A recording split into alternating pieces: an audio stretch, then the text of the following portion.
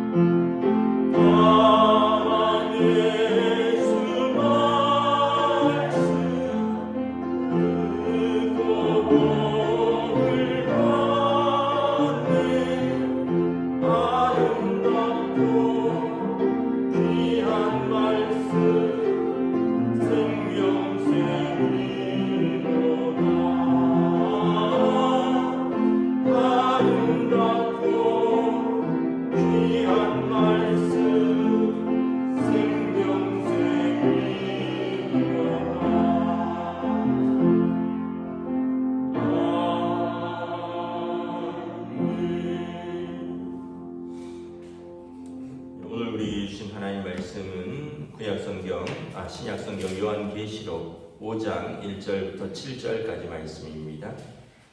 신약성경 요한계시록 5장 1절부터 7절까지 말씀입니다. 다 찾으신 줄 알고 저와 여러분들이 한 절씩 교도하도록 하겠습니다. 요한계시록 5장 1절부터 7절입니다.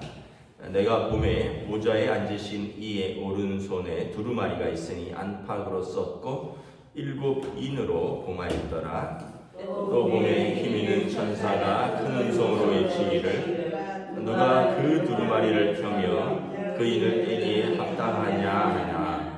하늘 위에서나 땅 위에나 땅 아래에 능히 그 두루마리를 펴거나 보거나 할 자가 없더라. 그 두루마리를 펴거나 보거나 하기에 합당한 자가 보이지 아니하리로 내가 크게 울었더니 장로 중에 한 사람이 내게 말하되 울지 말라. 유대 지파의 사자 다윗의 뿌리가 이겼으니 그 두루마리와 그 7인을 떼시리라 하더라. 내가 또 보니 보좌와 내 생물과 장로들 사이에 한 어린 양이 서 있는데 일찍이 죽임을 당한 것 같더라. 그에게 7뿔과 7눈이 있으니 이 눈들은 온 땅에 보내심을 받은 하나님의 7 영이더라. 함께 읽습니다. 그 어린 영이 나와서 보좌에 앉으신 이의 오른손에서 두루마리를 취하시니라. 아멘. 할렐루야. 오늘도 새날을 주셨습니다. 하나님께서 은혜와 평강으로 함께하여 주시기를 축복합니다. 11월의 첫눈이 펑펑 내리네요. 어제만 오는 게 아니라 오늘도 펑펑 내리는데 어제 제가 수요 예배 때도 말씀드렸지만 눈이 오면 아이들은 좋아하고 어른들은 눈 치워야 되니까 걱정하고 하여튼 넘어지지 않도록 조심하시기 바랍니다. 오늘 말씀에 보면 보좌에 앉으신 이의 오른손에 두루마리가 있다. 이 보좌에 앉으신 이는 요한이 이제 환상 가운데 본 하나님의 보좌에 앉으신 이니까 하나님을 의미하는 거죠. 그분의 오른손에 두루마리가 있는데 안팎으로 뭔가를 썼는데 7인으로 봉하였다. 안팎으로 쓴 두루마리는 이제 하나님의 심판과 구원의 계획을 말하는 것입니다. 마지막에 하나님께서 이 세상을 어떻게 심판하시고 또 어떤 사람들을 구원하실 것인가, 이것을 읽어보려고 했는데 7인으로 봉하였더라. 요한계시록에 7이라는 숫자가 많이 나오는데 7은 완전한 숫자를 말합니다. 그러니까 도저히 이제 인이라는 것은 우리가 어떤 거냐 하면 옛날에는 이제 그 봉투 같은 걸 붙이고 촛농으로 이렇게 그 부분을 이렇게 막고 도장을 찍은 것입니다. 그래서 떼면 그 인이 뜯어지도록 되어 있죠. 그런데 이 7인은 누구도 뗄 수도 없고 또 읽을 수도 없는 그런 책이라는 것입니다. 2절에 보면 힘 있는 천사가 큰 음성으로 외치기를 누가 그 두루마리를 펴며 그 인을 떼기에 합당하냐. 하늘에나 땅에나 땅 아래나 능히 그 두루마리를 펴거나 볼 자가 없다. 그래서 그 두루마리를 펴거나 볼 자가 아무도 없다 하니까 요한이 크게 울었다라는 거죠. 이 보면 하늘과 땅 아래, 그러니까 어떤 피조물도 그 두루마리를 펴서 읽을 수 있는 자격이 없다라는 거죠. 심지어 힘 있는 천사도 하늘 위에 있다라는 것은 천사를 말하는 거죠. 그러니까 뭐 사람이나 동물이나 식물이나 뿐만 아니라 힘 있는 천사도 하나님의 손에 있는 그 심판과 구원의 책을 읽을 자격이 없고 그 인을 뗄 수 있기에 합당한 자가 아무도 없다는 거죠. 그래서 요한이 이제 크게 울었다라고 말하는데 5절에 보면 장로 중에 한 사람이 말합니다. 이 보좌의 좌우에 24 장로들이 있다 그랬잖아요.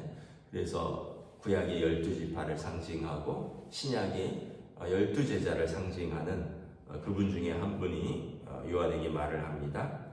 유대 지파의 사자 다윗의 뿌리가 이겼으니 그 두루마리와 그 7인을 떼시리라 하더라. 이 두루마리의 7인을 봉한 7인을 떼고 그 두루마리를 읽을 수 있는 분이 한 분 계시다는 거예요. 누구냐면 유대 지파 다윗의 뿌리라는 거죠. 그러니까 메시아죠. 사무엘하 7장에 보면 다윗의 뿌리에서 한 싹이 나서 모든 왕들의 왕이 되어 세상을 통치할 것이다. 메시아 예수 그리스도가 이 두루마리를 읽을 자격이 있다는 거죠. 그러니까 메시아를 의미하는데 유대 지파의 후손으로서 다윗의 뿌리는 모든 유대인들이 다 아는 메시아입니다. 자, 이 메시아가 그럼 어떤 분이냐? 6절에 보면 내가 또 보니 그 보좌와 내 생물과 장로들 사이에 한 어린 양이 서 있더라. 이 내 생물은 그 하나님의 보좌를 호위하는 천사 같은 존재라 그러죠. 내 소 같고 어떤 짐승은 얼굴이 사람 같고 어떤 소 같고 이런 식으로 해서 날개 6개를 가지고 두 날개로는 자기 얼굴을 가리고 두 날개로는 자기 발을 가리고 두 날개로는 날면서 거룩하다 만군의 여호와 하나님을 24시간 찬송하는 이 네 생물들과 그리고 24장로들 사이에 그 보좌 앞에 한 어린 양이 서 있더라. 요한계시록에 어린 양이라는 표현이 많이 나옵니다. 어린 양은 여러분 그 베드로서에 보면 흠과 티가 없는 어린 양, 그분이 우리를 위하여 죽으심으로 우리가 속량을 받았다. 어린 양은 구약 성경에 제사의 제물입니다. 제물을 가지고 와서 제단에 가지고 오면 제사장이 그 어린 양에게 안수하고 제단 앞에서 잡죠. 그리고 제단 밑에 그 어린 양의 피를 흘려버리고 어린 양을 제단 위에 이렇게 각을 떠서 올려놓고 불을 태우는 겁니다. 그러니까 어린 양은 제물인데 여기 보면 6절에 보면 한 어린 양이 서 있는데 일찍이 죽임을 당한 것 같더라. 그러니까 이 제물로 드려진 어린 양인데 지금 그분이 서 있다는 거예요. 근데 이 어린 양이 어떤 것이냐면 그에게 7뿔과 7눈이 있으며 이 눈들은 온 땅에 보내심을 받은 하나님의 7 영이더라. 뿔은 능력을 상징하는 것입니다. 능력. 7이라는 것은 완전한 능력, 전능하신 거죠. 7눈은 감찰하시는 하나님, 모든 걸 보시고 아시는, 전지하는 것입니다. 그러니까 완전하게 아신다는 거죠. 그러니까 전지전능한 이 눈과 뿔을 가지시고 세상에 보낸 하나님의 7 영, 성령 충만한, 7은 완전하다 했잖아요. 성령으로 충만하신 분이 그 어린 양이라는 거예요. 그 예수님이시죠. 예수님이 전지전능하신 하나님의 아들이시요. 또 예수님께서 성령, 또 다른 보혜사 성령님을 우리에게 보내셨잖아요. 예수님께서 마지막에 하나님의 보좌에서 그 두루마리를 뗄 분은, 심판과 구원의 책을 뗄 분은 예수님밖에 없다는 거예요. 그러니까 여러분, 예수님이 그래서 7절에 그 어린 양이 나와서 보좌에 앉으신 이의 오른손에서 두루마리를 취하시니라. 그 구원과 심판의 책을 어린 양이 가지신다라는 거예요. 우리가 이걸 보면서 이제 두 가지를 알 수 있는데, 첫째는 뭐냐 하면 요한계시록은 성도들을 위로하고 격려하는 책입니다. 그 초대교회 성도들이 얼마나 박해가 많았어요. 신앙생활하는데 어려웠잖아요. 신앙생활하는데 힘들지, 예수 믿는 거 어렵지, 너희들에게 환난과 핍박과 심지어 순교의 고난도 앞에 있지. 그런데 걱정하지 마. 사도 요한이 말하는 거예요. 우리가 믿는 예수님, 그분이 하나님의 보좌에서 구원과 심판의 책을 받으시고 그분이 그것을 떼시고, 그리고 그분이 전능하신 분, 전지하신 분, 모든 걸 알고 계시고 모든 것을 행하시며, 그리고 그분이 성령 충만하여 오늘 교회와 함께 있는 분이다라는 거예요. 그 7 영이 그 7 금초대 사이를 운행하시잖아요. 그리고 교회들에게 말씀하시잖아요. 그러니까 그 에베소, 서머나, 버가모, 디아드라, 사데, 라우디게아, 빌라델비아 이런 교회들의 예수 그리스도께서 그들과 함께 하시며 그 심판과 구원의 책을 가지신 이가 그들과 함께 하시고 그들과 말씀하시고, 그러니까 우리가 믿는 예수님이 하나님의 보좌 앞에서 우리를 위하여 오늘도 증거하신다. 로마서 8장에 보면 우리가 이제는 더 이상 무소하는 종의 영을 받지 아니하고 이제 하나님의 자녀가 되었으니 우리 영이 성령과 더불어 하나님의 자녀인 것을 증거하신다라는 거예요. 그러므로 너희가 자녀이면 상속자니 또한 나라를 상속받을 뿐만 아니라 고난도 함께 받아야 될 것입니다. 여러분 뉴스 같은 데 보면 재벌 2세, 재벌 3세 이런 분들이 이제 기업을 물려받잖아요. 그럼 기업을 물려받기만 하겠습니까? 그걸 물려받기 위해서 경영 수업도 받아야 될 것이고, 공부도 해야 될 것이고, 유학도 갔다 와야 될 것이고, 때로는 엄격한 아버지나 또는 선생님 밑에서 혹독하게 경영 과정도 거치고, 그러나 다 참고 하는 이유는 뭐예요? 어쨌든 그 기업의 후계자로서 그 과정을 밟아야지 물려받을 수 있다라는 어떤 약속 때문에 그런 건 아니겠습니까? 여러분, 우리가 이 땅에서 고난도 있고 시험도 있고 환난도 있지만 우리가 인내하는 이유는 뭐예요? 그리고 그냥 참는 것이 아니라 이것은 소망 가운데 인내하는 것이거든요. 장차 있을 하나님 나라의 영광을 바라보니 우리가 능히 현재의 고난은 장차 있을 영광과 좋게 비교할 수 없다는 거예요. 그래서 우리가 소망 가운데 인내하면서 환난이 있지만 믿음을 저버리지 않는다는 거예요.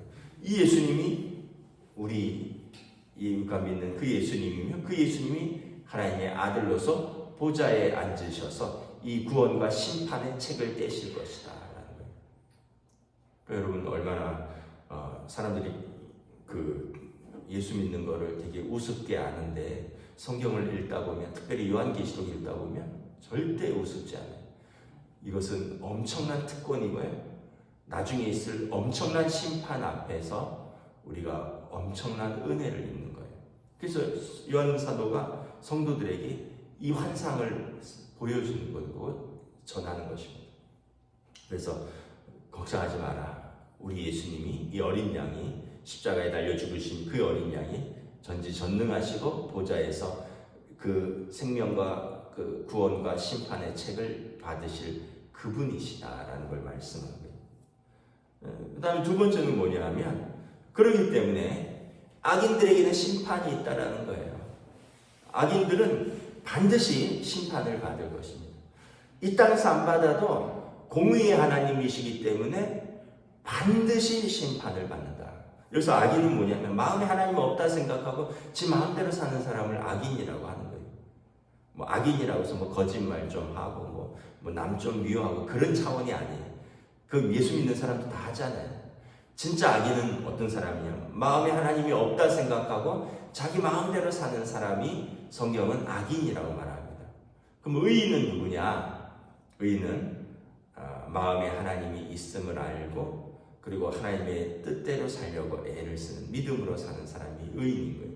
그래서 이 하나님의 손에 있는 그 두루마리, 구원과 심판의 책에 나와 있는 그 생명책에 이름이 기록된 의인들은 마음에 하나님을 믿고, 마음으로 믿고, 입으로 시인하고, 믿음으로 사는 사람들이에요. 이 세 가지입니다. 하나님이 계심을 믿고, 그래서 마음으로 믿고, 입으로 시인하고, 믿음으로 사는 사람. 그래서 성도들에게 이 의인들의 이름에 당신들의 이름이 올라가 있다. 그리고 지금 로마 그 압제자들, 황제 숭배자들, 성도들을 감옥에 가두고 교회를 불에 태우고 때리고, 이 사람들은 하나님의 심판이 있다. 그러므로 구원과 심판이 눈앞에 있으니 선택하라. 마치 모세와 여호수아가 고별 설교로 이스라엘 백성에게 했듯이 오늘 복과 화가 내 눈앞에 있다. 너희가 오늘날 살 길을 선택하라. 나와 내 집은 오직 여호와만을 섬기겠노라 말하는 것처럼 요한 사도가 지금 이것을 보여주는 것이, 지금 하나님의 구원과 심판이 너희들의 눈앞에 있다. 그 어린 양이 죽임당하신 그 어린 양이 하나님의 나라와 권세와 영광을 가지시고 그 그 구원과 심판의 책을 열 것이다. 너희의 그 믿음을 굳게 지키라. 그렇지 않으면 너희가 그 이름을 올리지 못하리라. 오늘 이것이 요한계시록의 메시지인 것입니다. 저와 여러분들이 오늘도 이 믿음으로 하나님 앞에 서는 그날까지 우리가 붙들은 이 믿음 굳게 잡고 하나님 앞에 서시기를 주님의 이름으로 축복합니다. 기도하겠습니다.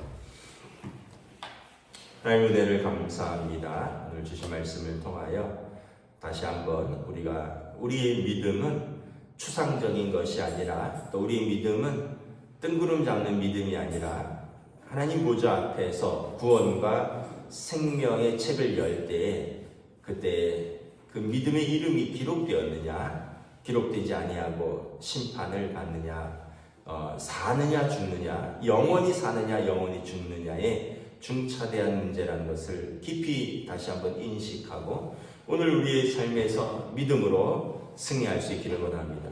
우리는 어떻게 보면 초대교회 성도들의 그 환난과 핍박에 그 생명을 걸고 믿는 믿음에 비하면 정말 우리가 너무나도 안락한 신앙이고 너무나도 편안한 상황 속에서도 그럼에도 불구하고 오늘 우리의 믿음은 하나님 보시기에 합당한 성도의 믿음인가 다시 한번 우리 스스로를 돌아보며 하나님 앞에서 우리가 우리의 믿음을 점검하고 또 끝까지 승리할 수 있도록 성령님 인도하여 주시옵소서. 감사를 드리오며 우리 주 예수 그리스도 이름으로 기도드리옵나이다. 아멘. 하늘에 계신 우리 아버지의 이름을 거룩하게 하시며 아버지의 나라가 오게 하시며 아버지의 뜻이 하늘에서와 같이 땅에서도 이루어지게 하소서. 오늘 우리에게 일용할 양식을 주시고 우리가 우리에게 잘못한 사람을 용서하여 준 것 같이 우리 죄를 용서하여 주시고 우리를 시험에 빠지지 않게 하시고 악에서 구하소서. 나라와 권능과 영광이 영원히 아버지의 것입니다. 아멘.